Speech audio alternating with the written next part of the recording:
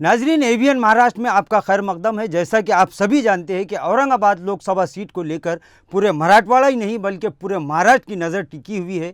इस लोकसभा हल्के से एमआईएम के मौजूदा रुकन पार्लियामेंट इम्तियाज़ जलील, महायुति के उम्मीदवार संदीपान भुमरे और चंद्रकांत खैरे में तिरंगी लड़त हुई है।